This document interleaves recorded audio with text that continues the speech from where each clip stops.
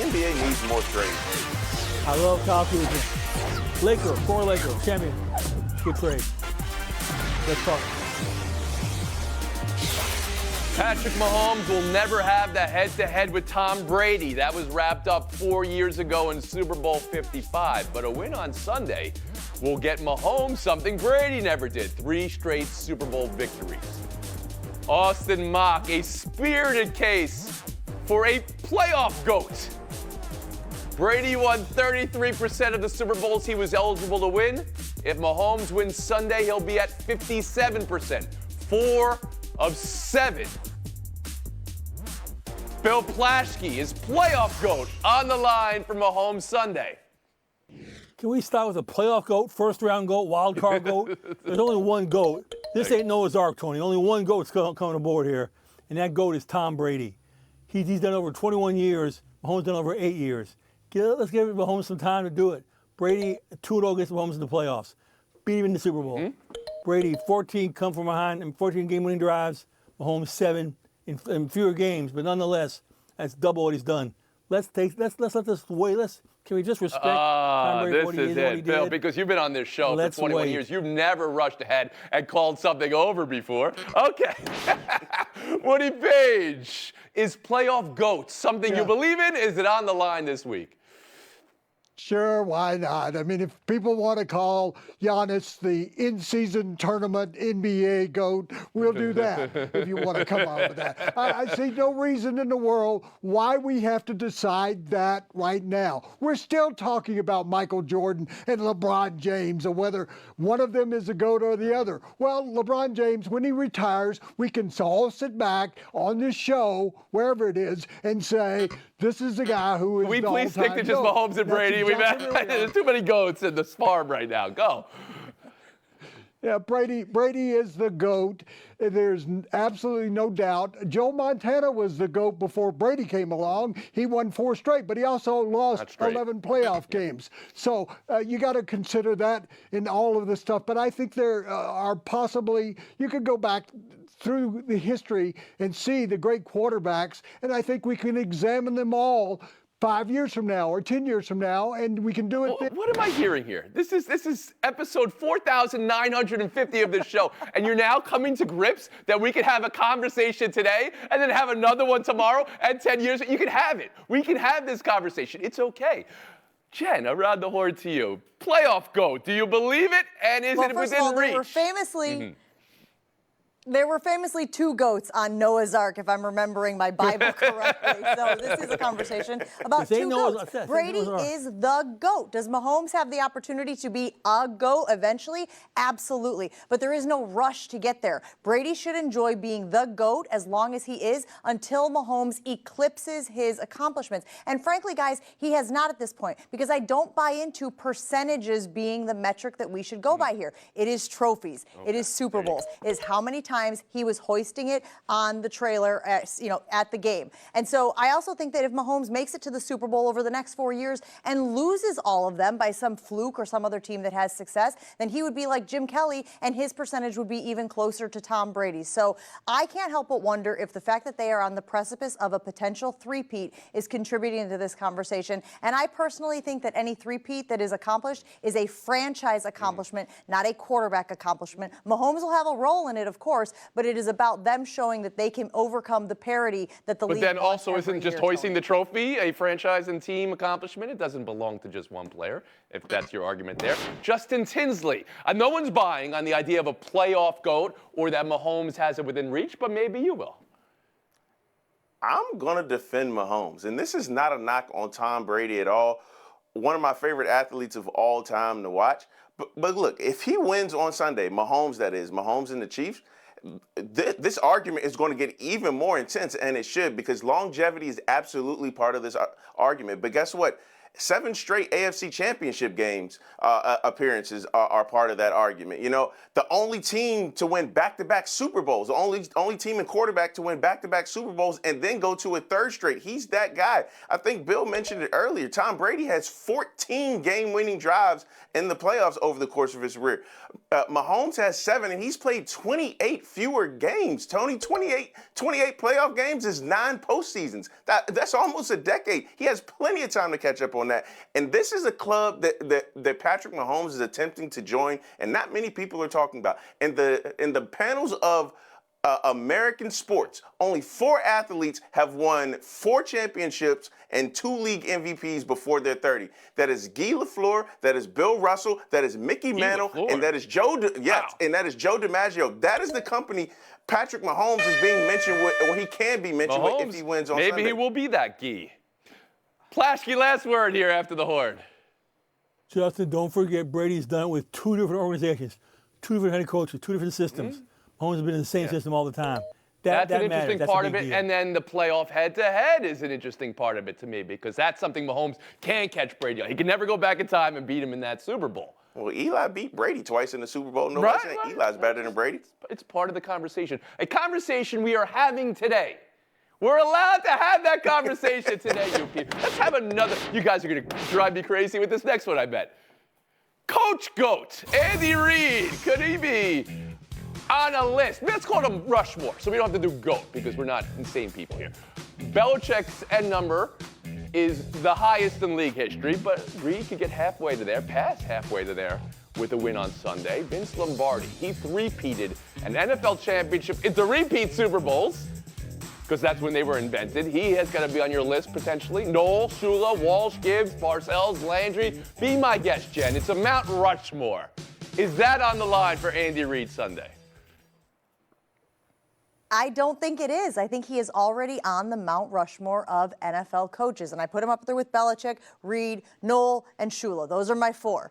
But the reason I think Reid is already up there is because he has a 65% win percentage as a head coach. And people forget that he was with the Green Bay Packers in the 90s when they were a juggernaut as well, and they won 66% of their games before he obviously took over in Philadelphia. I also think that there's a perfect marriage happening in Kansas City between him and Patrick Mahomes because we always talk about Reid's play calling, the creativity, the brilliance. But you can't do all of those things unless you have somebody there who can marry it with you and who has the athleticism and the arm talent to be able to execute those plays. So between those things, the longevity, the play calling, and then the likability and the relatability that Andy Reid has, I think he is already on the Mount Rushmore. Already on your Mount Rushmore. And remember, you gave us your Rushmore.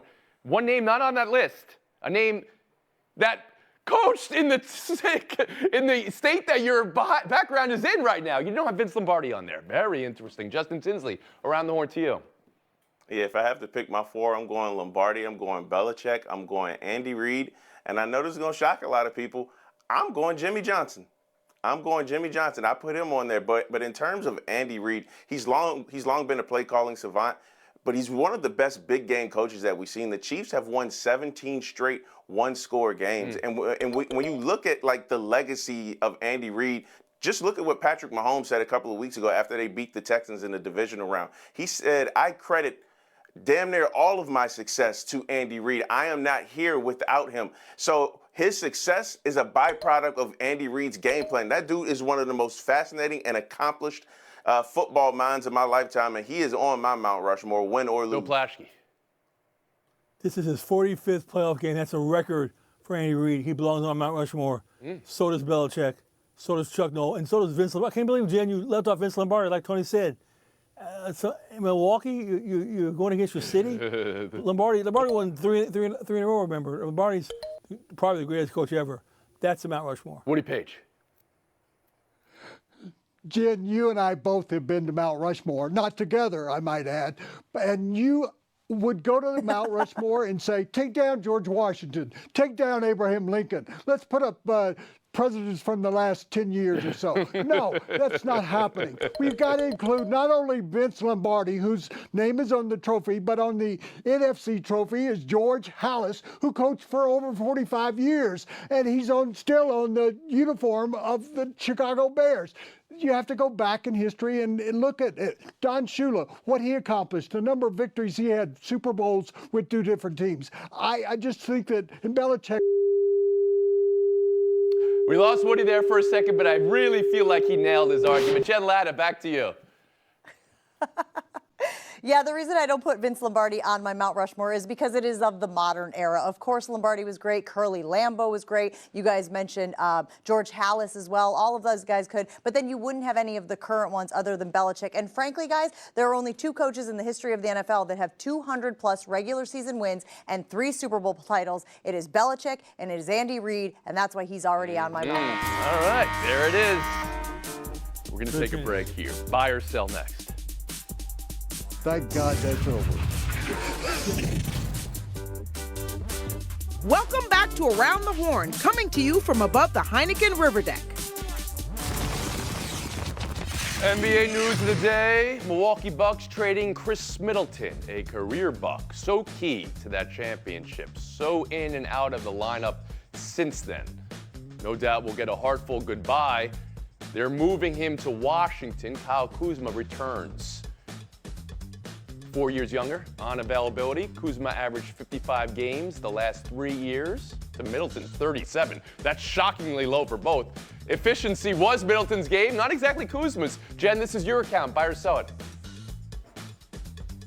Yeah, first and foremost, this is the end of an era in Milwaukee. You mentioned Chris Middleton's contributions. They do not win the title in 2021 without Chris Middleton's Herculean effort upholding Giannis Antetokounmpo and company when Giannis was injured. They don't even make it to the finals without Chris Middleton. So it is a sad day for many sports fans. But to your point, he has been oft injured and his body has been breaking down on him. So you get 4 years younger at the position, which is huge. He should be able to contribute about 30 plus minutes per night, which will help out as well. I know that a lot of people will look at this as a player for a player, but this was a salary dump as well for the Milwaukee Bucks. A big priority for them headed into this trade deadline was to get below the second apron so that they had more roster flexibility. They can check that off the box with this move and bringing Kuzma to Milwaukee. Tinsley, around the horn of you.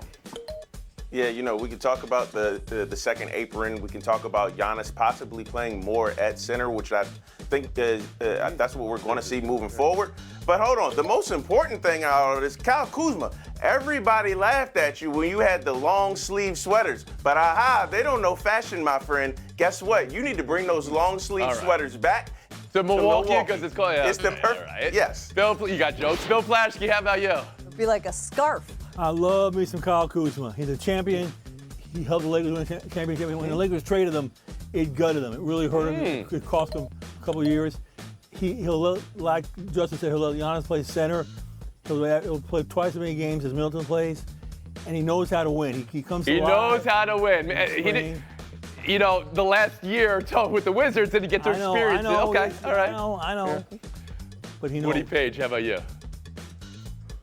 Jen, you said it was an end of an era in Milwaukee. It's a beginning of the eras that continue in Washington because Kuzma said earlier in the year, I don't really fit in with this team. So it's a great deal for him. He gets to go to a team that could challenge for the championship. And he does bring a better shooting, better 3 points. I think his attitude's going to be a lot better there than it would be with the Wizards. So I think it's a great deal for them. And if they'd included Klay Thompson, it would have been a 4K deal. Jen, let it back in.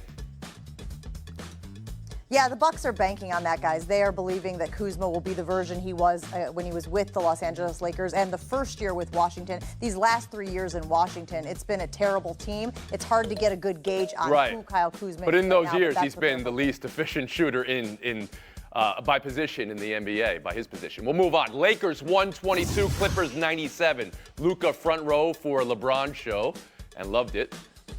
Lakers have ripped up 9 of 11. After the game, here's LeBron on playing with Luka. Any concerns that because you brought in a young star, that some of these priorities kind of might shift more towards the future rather than the present? What's wrong with that? If I had concerns, I would have waived my no trade clause and got up out of here. I'm here right now. I'm committed to the Lakers organization. Bill, this is your account. How'd you hear LeBron? I'm here right now, he said, That's weird. That's LeBron it's the first time he's never been in control. He's not in control of the organization. He's not calling the shots anymore. He didn't call shots in his trade. I was at a press conference yesterday, and for the first time in 7 years there, they barely mentioned him in a press conference. Everybody's mentioning Luka. It's Luka's team now, Luka's franchise, Luka's vision. It's not LeBron's. How does LeBron handle that? I wouldn't be surprised if he opted out and left the team after this year. There we go. I knew there was going to be getting it. All right, here. So now you're hearing LeBron saying, I'm on this team right now, but he's thinking of the future. George Sedano on yesterday's show said just the opposite. LeBron's locked into LA for life. He's got, that's where he is. But you're hearing something different. Woody Page, how about you? Yes, I have one line there. I'm committed to this show, but it doesn't look by the scoring that I'm going to be committed to it very long today. But I think that the case of Luka going there, he doesn't have a chip on his shoulder. He's got a log on his shoulder after what the Mavericks did to him. So I think that he's going to renew that commitment from LeBron, that LeBron's going to want to play with him. It worked with him with Kyrie Irving in Cleveland, and Tyronn Lue said that they work together well. I think you're going to see that happen with the Lakers, that LeBron is going to recommit. Jen Lada. I think he was handling it well, actually. I'm sure there was an initial shock, particularly about not being included in it, because he says he had no idea it was coming. He's talked at length about the conversations he had with Anthony Davis. But guys, all he needs to know is that Luka Doncic is one of the most doubled players in the league since he has been in the league. You don't think LeBron James is chomping at the bit, licking his lips at the opportunities that is going to make for him? I think once he gets over the initial shock, he'll realize this is good for the Lakers and good for him. Tinsley. Yeah, like Jen said, once he gets over the initial shock, he'll be fine, because I think Luka and LeBron are going to be a dynamic duo. LeBron playing off the ball is absolutely dangerous for this Lakers team. To me, the bigger concern for the Lakers is who's going to be your rim protector and who's doing the rebounding now that Anthony Davis is gone. I'm not worried about Luka or LeBron. Buy or sell 3. St. John's 70, Marquette 64. Number 12 over number 11. But is it the resurrection of St. John's and Rick Pitino? First place in the Big East. They haven't won it in 33 years. There were "We Want UConn" chants from MSG fans. Buy or sell Pitino and St. John's all the way back. JT? I'm 100% buying it, and they get UConn on Friday, so you better back up what you're talking. I want to say this: St. John's, since December 28th, is 10-1. That's when they did their Coming to America fundraiser night. I love a team that embraces their culture, and they embrace coming to America. Okay. In the face. Bill Plaschke? I love this story so much. Pitino's going to lead. This will be his 6th team he leads to the tournament. That's an amazing stat. That is amazing. They're 7-1 when they fill at halftime. They're ranked 5th in KenPom. This is a great story. Woody Page. I'm buying this also. The school started playing basketball in 1908. Has been to 30 NITs, 30 NCAAs. Rick Pitino has taken, as Bill said, 6 teams there. To have them back and have him back is great for the game. The great for the game argument. Jen Lada, you've got enough points to advance, but your view from maybe the Marquette perspective, because I know that's where you focus. Thank you. Yes, it was a great game to watch. Obviously, my Marquette Golden Eagles came out on the wrong side of it. But man, has Rick Pitino been a thorn in my side since Conference USA days back at Louisville. It is great for the game of basketball. He is a character, and I think it will be very exciting to watch this team in the Big East tournament. Woody Page, Justin Tinsley, just let your soul glow. Plaschke, Lada, showdown next. A great finish last night. 6 points in 3 seconds. Nets stun the Rockets. Oklahoma has to get it in. Finds Johnson, a deep 3. Is good. It's a 1-point game with 6.9 to go. Inbound, stolen away. Russell, you bet. He got it. Nets lead. Another great call from Ryan Ruocco. Credit Brooklyn or blame Houston in a situation like that? Bill Plaschke, showdown to you. Blaming Houston. They're a young team. They got confused. This is their problem. They're a great team, but they won't go far in the playoffs because they're not together late in games. Jen? Credit the Nets. They played to the buzzer. They played to the whistle. They've only won 17 games this season, guys. A moment like that can sustain a fan base, especially those who enjoyed it in the arena. Point Plashke. We'll move on. Showdown 2. Alexander Ovechkin, goal number 878 last night. An empty netter with 0.1 second left to get him 17 away from passing Gretzky. Jen, you calling Ovechkin lucky or good with that goal? Well, we all know Ovechkin is good. 878 goals to prove it, close to the great one, Wayne Gretzky. In that instance, he was lucky, you know, 0.1 second on the clock. Could have been 0.1 second later, and it doesn't count. So you're a little lucky in that situation. He's lucky. There's nobody guarding the goal. It's wide open. I'm wondering how many games is he playing late in the game with an empty net? How many of his goals? Doesn't he have a career? Whoa, wait a second. Are you suggesting? Wait. It just feels weird, Tony. It just feels weird. That felt weird. Jen Lada, take a FaceTime, please. Oh. We talked about it just a moment ago, guys, about Rick Pitino's St. John's team beating Marquette for the top spot in the Big East. Afterward, he was asked about his team's free throw struggles. They were 17 of 31 on the night. He said it made him want to kill himself. I know it was tongue-in-cheek. I know Pitino is a great character in all of sports, but for families who have experienced suicide of a loved one, it was cringy and it definitely touched a nerve. And I don't think people are being politically correct when they ask people to refrain from making comments like that. Thank you for your words, Jen. Thank you for today, everybody. We'll see you tomorrow. We're on a 23.5-hour break around the horn.